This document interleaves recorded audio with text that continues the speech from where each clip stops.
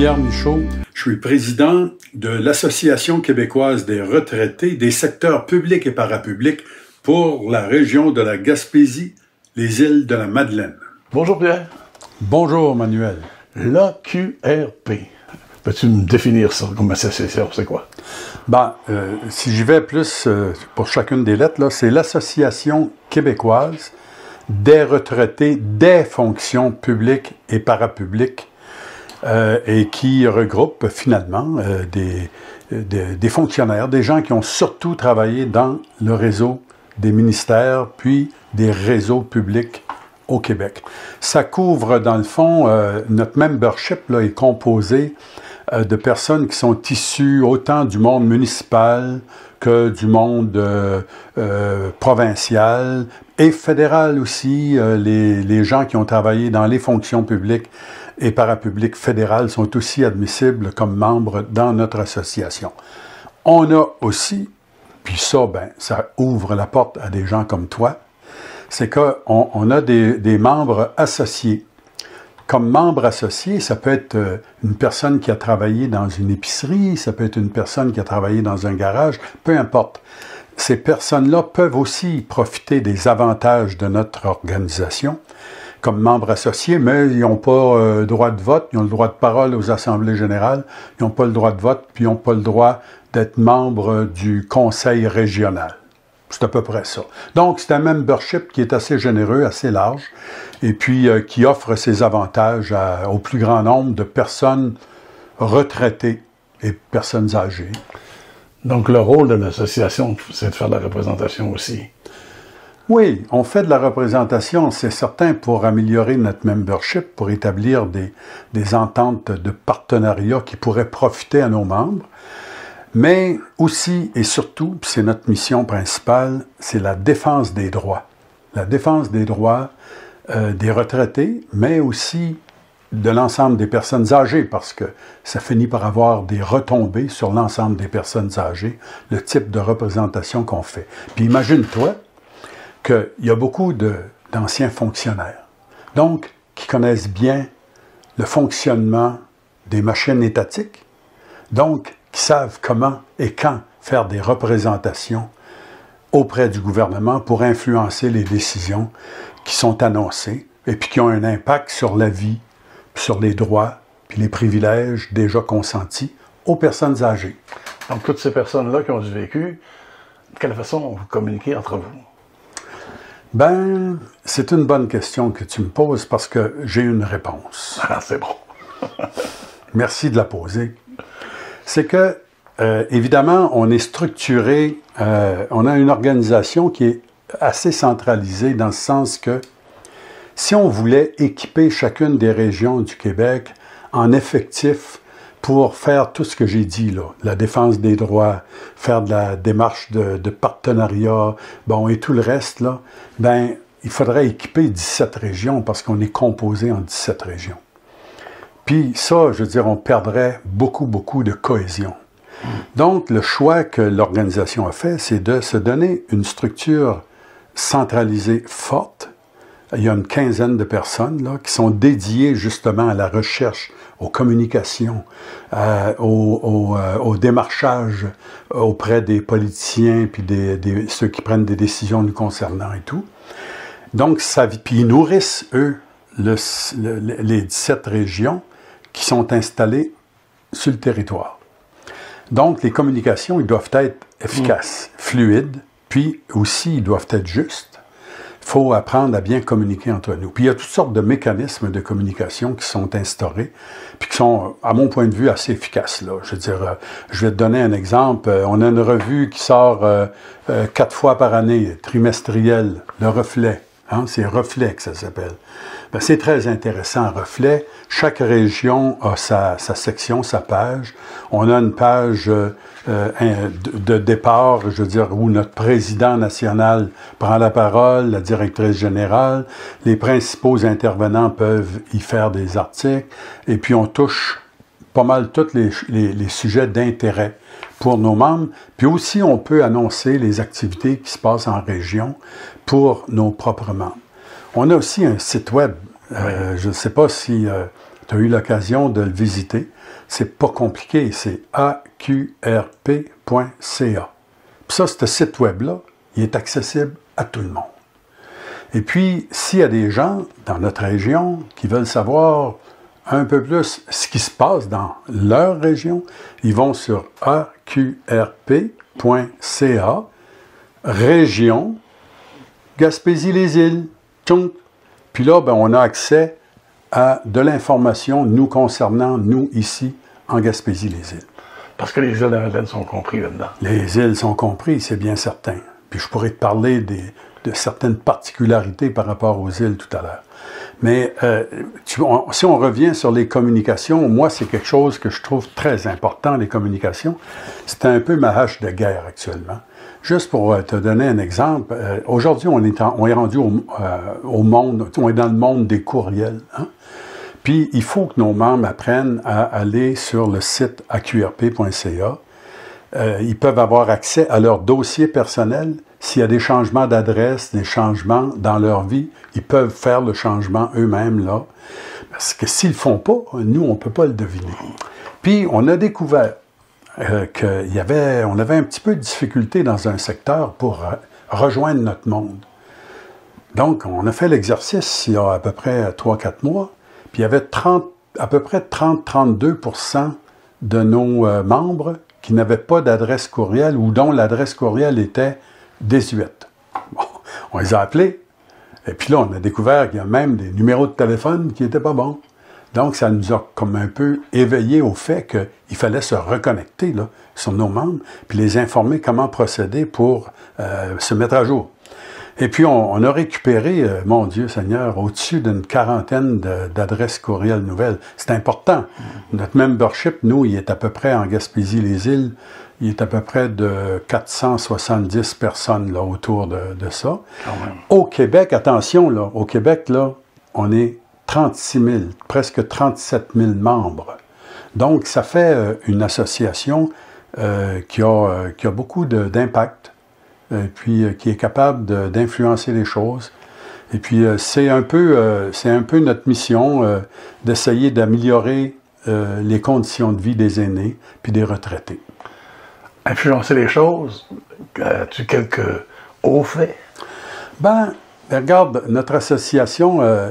D'ailleurs, il en parle dans la dernière revue, là, Reflet. La dernière revue Reflet, il y a deux gros dossiers là, qui ont été menés dans les dernières années, dans la dernière année. C'est toute la question de l'indexation des retraites. Hein? Ceux qui ont travaillé là, dans la fonction publique, ils se sont fait désindexer pour une grande partie des travailleurs, leur retraite. Donc, l'indexation a été bloquée. Donc, la représentation faite par notre association, aussi en concertation avec d'autres associations au Québec, ont réussi, je veux dire, à marquer des points importants. Puis dans certains secteurs, ça s'est réglé. Il y en a d'autres qui ont des démarches judiciaires qui sont en cours. Puis ça, c'est un dossier majeur. Actuellement, il y a des consultations qui se font sur le maintien à domicile. Bon, on est très présent dans nos représentations, puis notre président national a présenté un dossier récemment là, à la ministre responsable qui fait une consultation au Québec, et puis pour arriver avec des propositions concrètes là, sur ce qu'on pense que devrait être l'offre de services en maintien à domicile. Ça pour expliquer aux gens qu'est-ce qui se passe exactement dans ce dossier-là présentement? Ben, je veux dire, ce qui se passe, il y a une consultation qui est menée par la ministre responsable. Et puis, j'imagine qu'il nous annonce pour la prochaine année, donc l'année, on s'attend à ce qu'en 25-26, il puisse y avoir des changements.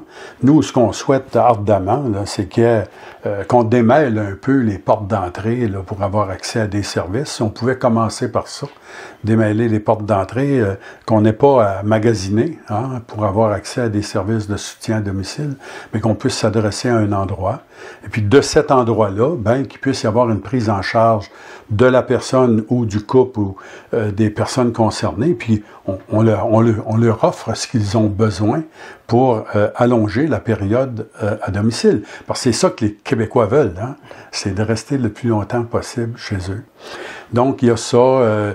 Il y a même une proposition qui n'est pas discutée, mais que je trouve novatrice là, dans le contexte économique actuel. C'est que on a évoqué la possibilité qu'il puisse y avoir des coûts, parce que là, on entend parler d'étiquettes modérateurs, peut-être, là, en soutien à domicile. C'est pas nécessairement une mauvaise idée, à notre point de vue, dans la mesure où on tient compte du revenu des gens. Donc, que les plus riches payent un petit peu pour supporter plus de services pour l'ensemble, eh bien, on ne dit pas non absolument à ça. On a quand même une ouverture pour que ce soit considéré. Puis on pense aussi qu'il devrait y avoir une meilleure concertation entre les joueurs sur le terrain. Parce que tout le monde fonctionne en silo, puis chacun mène sa petite barque, et puis ignore ce qui se passe après, ou presque. Nous, on pense que les CIS, là, les centres intégrés de santé et de services sociaux, puis il y a les CIUS aussi, quand on est plus en ville, là, les centres intégrés universitaires de santé et de services sociaux, ça rime mieux avec les municipalités. Tu vas me dire, quoi est-ce que les municipalités viennent faire là-dedans? Bien, les municipalités ont des leviers par rapport à l'hébergement.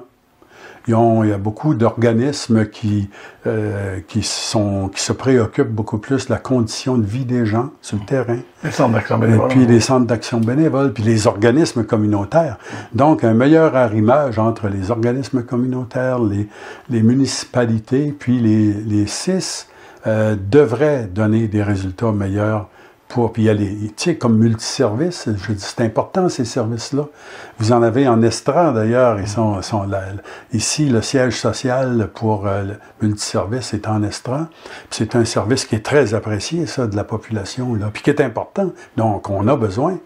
Ça fait que, moi je pense que c'est ça, sur le principe du multiservice, qui charge aux clients qui requièrent ces services-là, en fonction de leurs revenus, mais ça pourrait aussi s'élargir un petit peu.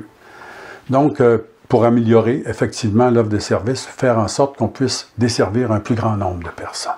Ça, en gros, c'est ça les orientations qu'on privilégie là, pour le secteur du maintien à domicile. Alors, c'est une grande mission pour des gens qui sont en retraité. Travail. Oui, on déploie de l'énergie. Tu sais. Ouais. Ici, pour Manuel, pour te glisser un petit mot sur la Gaspésie-les-Îles. En Gaspésie-les-Îles, on a 6 secteurs. C'est grand chez nous. Ouais. Hein? Puis, on a des secteurs qui correspondent au territoire de MRC. Donc, si on fait le tour, là, c'est pas compliqué, là, c'est Rocher-Percé, Côte-de-Gaspé, Haute-Gaspésie, Bonaventure, Avignon, puis la municipalité des Îles. Donc, chaque secteur, on a un responsable qui est choisi parmi je dirais les administrateurs, mais nous, on les appelle les membres du conseil régional. Nous, on est un conseil régional ici. Puis on a des sections, 6 sections. Donc, quand tu es un membre du conseil régional, bien, en quelque part, tu acceptes que tu pourrais être répondant d'un des secteurs. Parce que la façon dont on est en train de s'organiser, c'est qu'on voudrait qu'il y ait au moins 2 représentants par secteur. Peu importe le nombre de membres que tu as par secteur. Parce que le secteur de Gaspé est le plus gros. Il y a beaucoup de fonctionnaires ici. Et puis, tu vois, à Gaspé, de mémoire, là, ça peut varier avec du plus ou moins. Là. On est aux alentours de 192 membres. Et puis, Rocher-Percé est au-dessus de 102. Maintenant, si je vais en Haute-Gaspésie, il y en a proche de 60, il y a 55-60. Bonaventure, ça peut ressembler à ça également. Puis Avignon est un petit peu plus petit avec 35. Puis les îles, ça a diminué un petit peu. Ils sont à 22 actuellement. Maintenant, le conseil d'administration se réunit au moins 5 fois par année. On a une assemblée générale annuelle. D'ailleurs, la prochaine va avoir lieu le 16 avril à Carleton.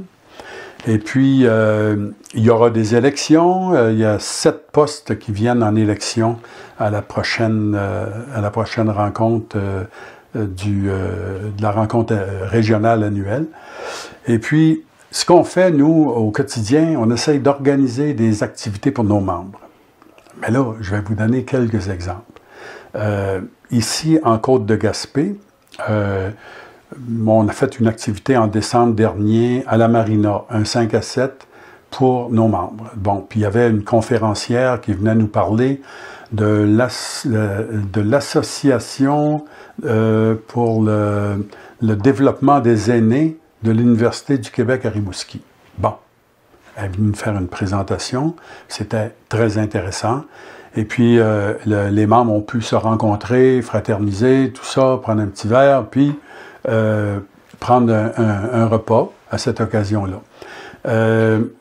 En fin de la semaine prochaine, il y a une activité à l'école d'hôtellerie, à la Polyvalente, pour un déjeuner-causerie.